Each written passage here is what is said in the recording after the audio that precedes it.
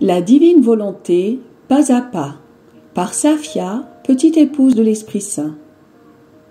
La Reine du Ciel, dans le royaume de la volonté divine, à Luisa Picaretta.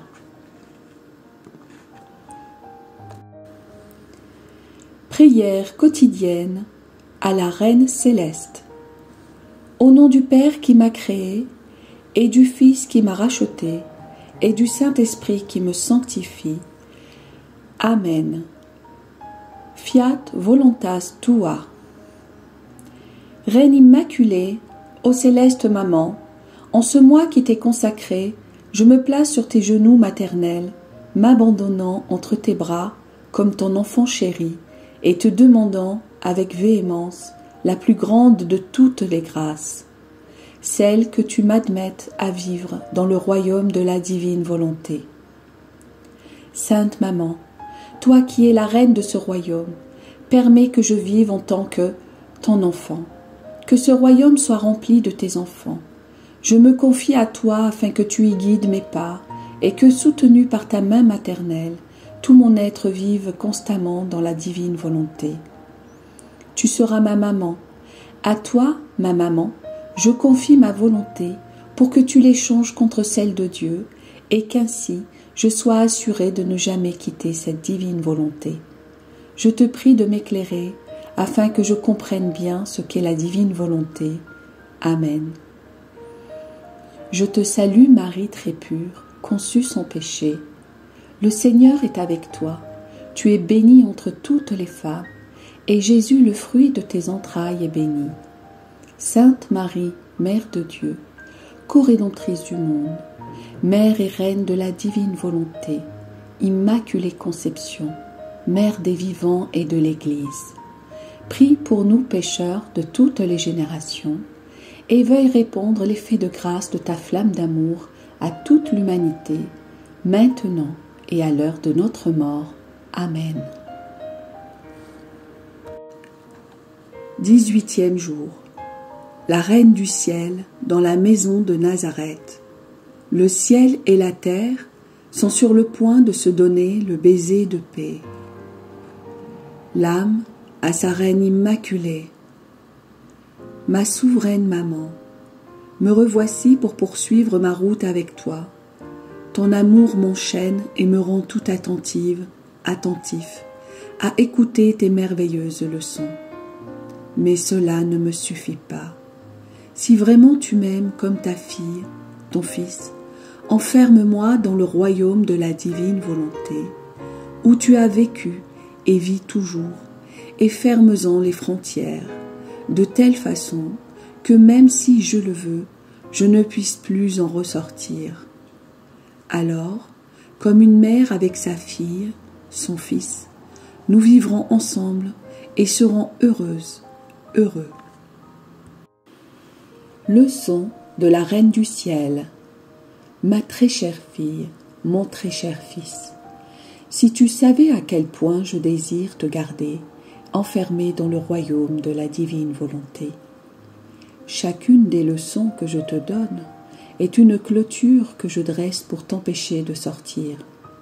Elles forment une forteresse qui emmure ta volonté pour qu'elle comprenne et aime la douce domination de la divine volonté. Sois donc attentive, attentif, en m'écoutant, car mes leçons sont des œuvres que ta maman fait pour séduire et captiver ta volonté et pour rendre la divine volonté victorieuse en toi. Ma chère fille, mon cher fils, écoute-moi bien. J'ai quitté le temple avec le même courage avec lequel j'y étais entré, et cela uniquement pour accomplir la divine volonté. Je me suis rendue à Nazareth, mais je n'y ai pas été avec mes chers et saints parents.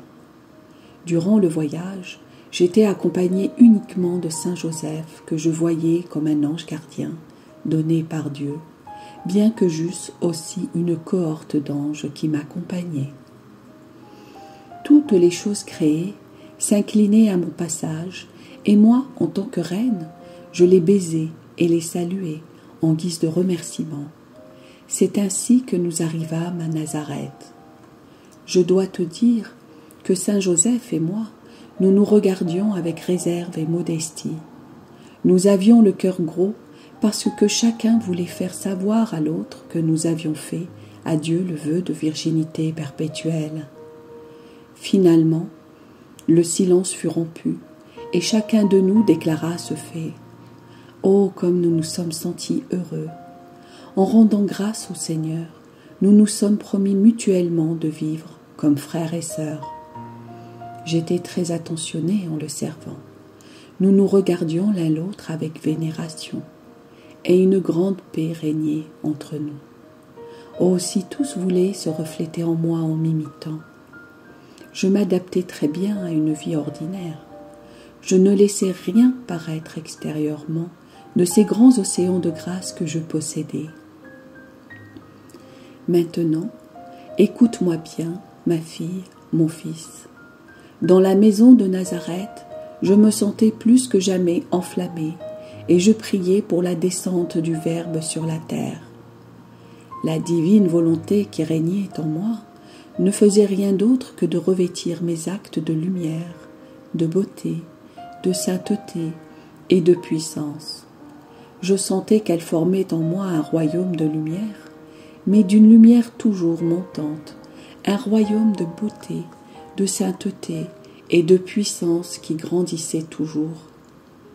Ainsi, toutes les divines qualités que la divine volonté avait mises en moi, par son règne, m'apportaient la fécondité.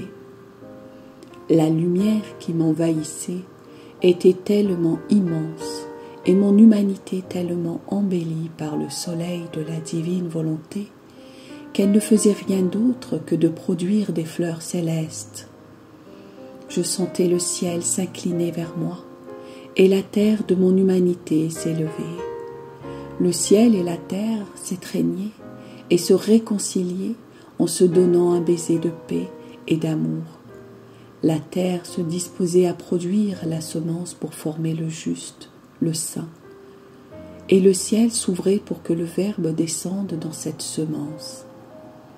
Je ne faisais rien d'autre que de descendre et remonter vers ma céleste patrie et me jeter dans les bras paternels de mon Papa céleste, en lui disant avec mon cœur: Père Saint, je ne peux plus résister, je me sens enflammé, et pendant que je brûle, je sens en moi une grande force qui désire gagner sur toi.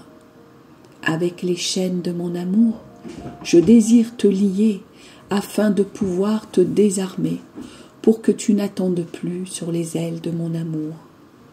Je désire transporter le Verbe divin du ciel vers la terre. Je priais et pleurais pour qu'il m'entende. La divinité vaincue par mes larmes et mes prières me rassura en me disant: Fille, qui peut te résister? Tu as gagné. L'heure divine est proche. Retourne sur la terre et continue d'agir dans la puissance de la divine volonté. Et par tes actes, fais en elle. Tout sera secoué et le ciel et la terre échangeront le baiser de paix. Mais malgré tout cela, je ne savais pas encore que j'allais être la mère du Verbe éternel. Cher enfant, écoute-moi et comprends bien ce que signifie vivre dans la divine volonté. En vivant en elle, je formais le ciel et son divin royaume dans mon âme. Si je n'avais pas formé ce royaume en moi, le Verbe n'aurait jamais pu descendre du ciel sur la terre. S'il descendit, c'est parce qu'il y avait en moi son propre royaume formé par la divine volonté. Il trouva en moi son ciel et ses joies divines. Le Verbe ne serait jamais descendu dans un royaume étranger. Oh non, non, il voulut d'abord former son royaume en moi et ensuite y descendre en vainqueur. En vivant toujours dans la divine volonté, j'ai acquis par grâce ce qui est en Dieu par nature, la divine fécondité, laquelle m'a rendu apte à former la semence sans intervention humaine pour que germe en moi l'humanité du Verbe éternel. Qu'est-ce que la divine volonté ne peut faire quand elle opère dans une créature? Elle peut tout faire et produire tous les biens possibles et imaginables. Et donc à cœur que tout soit divine volonté en toi, si tu veux imiter ta maman et la rendre heureuse. L'âme a sa reine immaculée. Sainte Maman, si tu veux, tu peux.